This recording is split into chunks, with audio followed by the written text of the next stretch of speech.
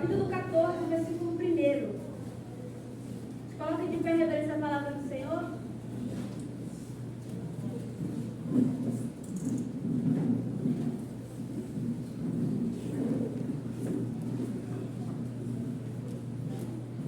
Glória a Deus. Eu vou lendo para não tomar muito tempo. E Abias dormiu com seus pais e o sepultaram na cidade de Davi. Em seu lugar reinou Asa, seu filho, e nos seus dias esteve a terra em paz 10 anos. Pode se assentar? Estamos em Jesus. Amém.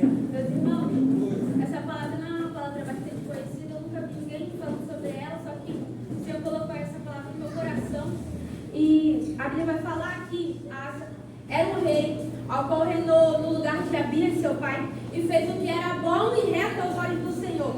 E Asa foi um rei tão bom que quebrou os altares dos deuses estranhos de Judá e mandou que os Judá buscassem o Senhor e que observassem a sua lei. Asa também tirou da cidade de Judá os altos, as imagens, edificou cidades fortificadas em Judá e disse a Judá: assim, edificamos essas cidades porque por conta a terra ainda é nossa, pois buscamos o Senhor e o Senhor nos deu repouso. E a Bíblia vai falar que Asa tinha um exército de 300 mil de Judá, que traziam escudo longo e lança, e também 280 mil de Benjamim, que traziam escudos e atiravam com arcos.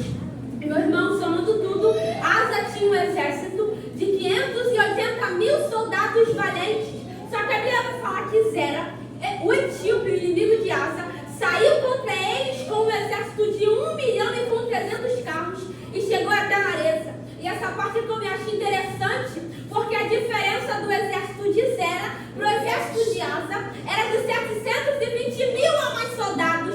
Mas olha aqui, eu já me lembro de Davi, que lá em Samuel vai dizer que Davi andava com Deus e Deus andava com Davi. Que Deus estava com Davi. Por que Deus estava e andava com Davi? Porque Davi era com Deus. E aqui não foi diferente. Deus estava com Asa no meio da guerra, porque Asa estava com Deus. Eu já me lembro da passagem de Gideão, que o Senhor vai dizer assim para Gideão: Gideão, é muito povo que está contigo, olha só, quem for covarde e medroso, volte para a guerra. Tinha 32 mil homens na guerra, só que voltaram 22 mil, e o Senhor manda descer as águas, e ficaram somente 300, e com 300 o Senhor disse: Gideão, com esses 300 eu vou entregar na mão dos midianitas. E o que eu quero dizer com essa palavra é que Deus não precisa de quantidade, Deus está procurando qualidade. Deus não precisa de quantidade para ganhar nele, Deus só precisa de um que esteja com ele, porque pelos olhos de Zera, ele achava assim: eu vou ganhar essa guerra, porque eu tenho 720 mil a mais soldados a mais, eu tenho mais carros, eu tenho mais instrumentos, eu tenho mais soldados. Mas olha que não adianta nada ter instrumento, ter talento, se você não tem a presença de Deus. Não adianta ter quantidade se você não tem a presença. Só que quando Asa chega na batalha, ele sai para batalhar. E quando Asa chega, eu achei interessante, porque Asa começa a clamar ao Senhor. Ele não começa a batalhar, ele começa a orar. Eu achei muito interessante, porque eu nunca vi um que se diz cristão que já venceu uma guerra sem oração. E, meu irmão, a oração é a chave da vitória. Porque mais à frente, o Senhor vai dizer que feriu os etíopes com tanta força que já não havia neles resistência. Então, quando você ora no meio da guerra, o Senhor faz o seu inimigo perder a resistência.